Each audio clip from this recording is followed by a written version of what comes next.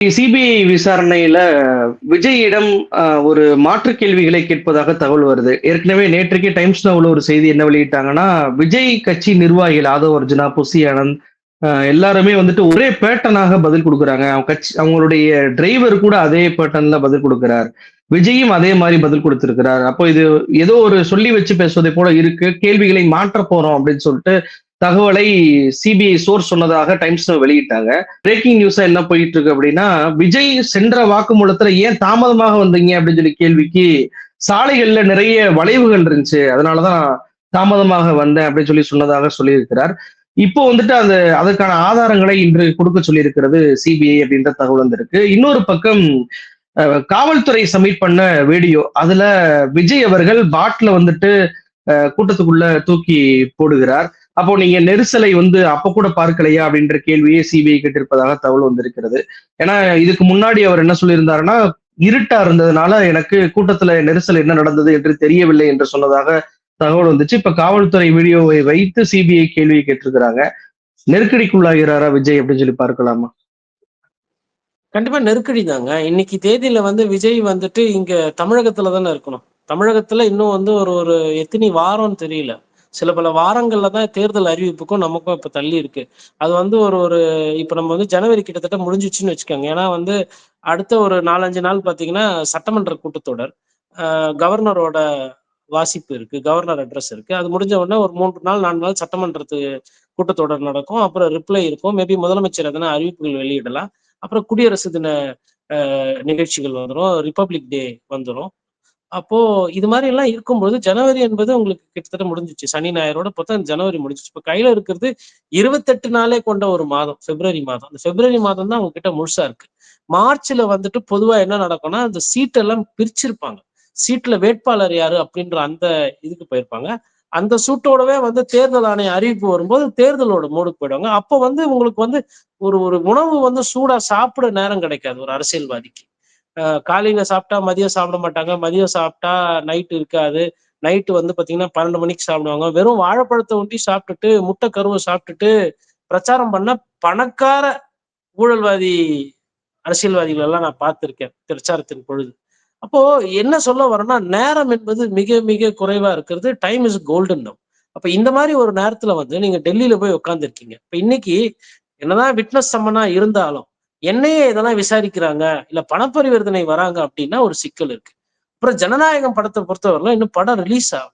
இந்த படம் வந்து வேற சில பிரச்சனைகள்னால சிக்கிது, இல்ல ஜனநாயகனுக்கு ப்ரொடியூசருக்கு எதனா தொடர்பு இருக்கு. அப்போ ஏதாவது கொளுத்தி விஜய் விஜய் வந்து பாஜக பழி வாங்குதுன்னே வச்சுக்கோங்க.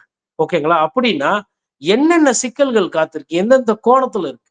ஜனநாயக படம் ரிலீஸ் ஆகுறது தள்ளி போலாம். ஒருவேளை தேர்தல் ஆணையம் வந்துருச்சு அப்படின்னா, மாடல் கோட் ஆஃப் கண்டக்ட் வந்துச்சுன்னா, மாடல் கோட் ஆஃப் கண்டக்ட்ல போயிட்டு யாருன்னா போயிட்டு இந்த படம் வந்து பிரச்சாரம் பண்ற மாதிரி இருக்கு, இது அரசியல் படம், இது வந்து அவங்க ஓட்டு கேட்கறதுக்கு இது புது யுக்தியா இருக்கு, இதற்கு ஆன செலவை வந்து நீங்க தேர்தல் கணக்குல சேர்க்கணும்னு கூட சேர்ப்பாங்க. கடந்த காலத்துல இந்த மாதிரிலாம் புகார் கொடுத்துருக்காங்க. அதனால தேர்தல் ஆணையத்துக்கும் ஒரு ஒரு ஒரு சே இருக்கும். நாளைக்கு தேர்தல் ஆணையத்தினுடைய வழக்கறிஞர் வந்து கோர்ட்டுக்கு முன்னாடி, இல்லைங்க இந்த படத்துக்கு இப்ப கொடுக்காதீங்க, ஒன்றும் அவசரம் கிடையாது, படம் தானே, தேர்தல் முடிஞ்ச உடனே நீங்க வெளியிட்டுக்கோங்க, இது வந்து அரசியல்வாதிகளை ரொம்ப கேவலமா கொச்சப்படுத்துற மாதிரி, அதாவது மேபி உண்மைதான் வச்சுக்கோங்களேன், அது மாதிரி இருக்கு அப்படின்னு யாருன்னா அதை அப்செக்ட் பண்ணாங்கன்னா கூட அது சிக்கல். அப்போ ஒரு ஒரு அரசியல் ஆளுமை, எவ்வளவு ஒரு அரசியல் தலைவர் என்பவர் எங்கெங்க இருந்தெல்லாம் நமக்கு வந்து அம்பு வரும், யார் யாரெல்லாம் நமக்கு உள்ளடி வேலை பார்ப்பாங்க, எங்கெங்கெல்லாம் குழி தோண்டுவாங்க, எங்கெல்லாம் முதுகுல குத்துவாங்கன்றதுக்கெல்லாம் தயாராகும். நீங்க எதுவுமே பயிற்சி எடுக்காம, எதுவுமே தயாராகாம, சுத்தி இருக்கிறவங்களுக்கு அரசியல் அனுபவம் இல்லாத ஆட்களை பக்கத்தில் வைத்துக்கொண்டு பேச தெரியல, எழுத தெரியல, ஒரு பத்திரிகையாளர் சந்திக்கிறது கிடையாது, தொண்டர்களை அரவணைக்கிறது இல்ல, தொண்டரோட ஒரு ஒரு ஒரு உறவு கிடையாது, கட்சிக்காரர்களை கலந்துரையாடல் இல்லை, எதுவுமே இல்லாம வெறும் உங்கள் விஜய் உங்கள் விஜய்ன்னு சொல்லிட்டு நீங்க எவ்வளவு நாள் இந்த அரசியல் பண்ண போறீங்க? அப்போ விஜய்க்கு இருக்கக்கூடிய நெருக்கடி என்பது மத்திய அரசால் இருக்கக்கூடிய நெருக்கடி, மற்ற கட்சிகளால் இருக்கக்கூடிய நெருக்கடி. உதாரணத்துக்கு திமுக எதுக்குங்க விஜயை மன்னிக்கணும்? இல்ல விஜய்க்கு எதுக்கு திமுக வந்து பாவம் பார்க்கணும்? தீய சக்தி திமுகன்னு சொல்லி பேசுறாரு. அப்ப அவங்க வந்து தேர்தல் நேரத்துல அவங்க எதுவும் விஜய் பத்தி பேச மாட்டாங்களா? இல்ல விஜய்க்கு இடையூறுகள் கொடுக்க மாட்டாங்களா? உதாரணத்துக்கு மாடல் கோட் ஆஃப் கண்டக்ட் வர வரைக்கும் ஒரு இடத்துல வந்து இவர் கூட்டம் போடுறாரு. அப்ப அந்த இடத்துல இருக்கிற எம்எல்ஏ ஆல்ரெடி இப்படிதான் ஒண்ணு பண்ணி கரூர்ல வந்து கரூர் எம்எல்ஏக்கு தேவையில்லாத தலைவலி, அப்படி கூட போய் அவர் கலெக்டர் கிட்ட பார்த்து அப்ஜெக்ஷன் பண்ணலாம். ஏன்னா போதிய அளவுக்கு இவங்க பாதுகாப்பை மீறி இருக்கிறாங்க. இவங்க சொன்ன மாதிரி செய்யல. ஒரு அரசியல் தான் இதுல வந்து நியாயம் தர்மம்லாம் நான் பேசல. மோசமான அரசியலாவே வைத்துக்கங்க. திமுக பண்ணலாமா? பண்ணோம். அதிமுக என்னெல்லாம் பேசுனீங்க? எடப்பாடி பழனிசாமி எந்த அளவுக்கு நீங்க வந்து கண்டுக்கவே இல்லை. உங்களுக்கு வந்து கொஞ்சம் நன்றி விசுவாசம் இருந்திருந்தா சட்டமன்றத்துல உங்களுக்காக அவர் பேசி முதலமைச்சர்கிட்ட அவரு வந்துட்டு என்னங்க உங்க கட்சி பிரச்சனை எதனா இருந்தா பேசுங்க, நீங்க எதுக்கு வெளி கட்சிகள்லாம் வந்து இந்த மாதிரி வக்காலத்து வாங்குறேன்னு சொல்லிட்டு சிறுமைப்படுத்தப்பட்டார். அதே மாதிரி ஆசையை காட்டி மோசம் செஞ்சீங்க. என்ன பண்ணீங்க? தொண்டர்கள் போனாங்க, தொண்டர்கள் கொடியை காட்டினாங்க. மேபி தொண்டர்களோட மனநிலை தான் தலைவரோட மனநிலை இருக்குமேனால் நீங்க பொன்மனச்செம்மல் எம்ஜிஆர் உங்க பாஷையில சொல்லணும்னா அதுவும் உங்களுக்கு புரியலையே. தொண்டர்கள் கொடி எடுத்துட்டு போறாங்க, நீங்க அதை விட நான் பெரிய ஆளு, அதாவது நான் வந்து எடப்பாடி பழனிசாமியை விட பெரிய ஆளு, மக்களால் தேர்ந்தெடுக்கப்பட்ட முதலமைச்சர் ஸ்டாலின் அவர்களை விட நான் பெரிய ஆளு. கடைசியில இப்ப எந்த பெரிய ஆள் கிட்ட போய் மாட்டிருக்கீங்கன்னா பிரதமர் மோடி கிட்ட போய் மாட்டிருக்கீங்க, வக்கனையா மாட்டிருக்கீங்க. இது ரெண்டாவது. மூணாவது பிரச்சனை என்னன்னு பாத்தீங்கன்னா, அவருக்கு அதிமுக எதுக்கு இப்ப மன்னிச்சு விடணும்? 4 வேஸ்ட் ஆச்சுல அதிமுக உங்களுக்கு வேண்டி காத்து இருந்து. அப்புறம் பிஜேபி எதுக்கு காத்து இருக்கணும்? நீங்க பாசிச பாஜகன்னு சொல்றீங்க.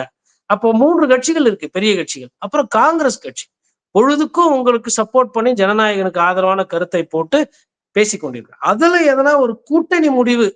ராகுல் வந்து ட்வீட் போட்டதுக்கு கூட ஒரு நன்றி கூட விஜய் வந்து தெரிவிக்கல, ஒரு மறு ட்வீட் பண்ணல, இல்ல அறிக்கை கூட விடல. ஆனா பொங்கல் வாழ்த்து சொல்லியிருக்கிறார். அப்ப ராகுல மதிக்கலன்னு பாக்குறதா அது?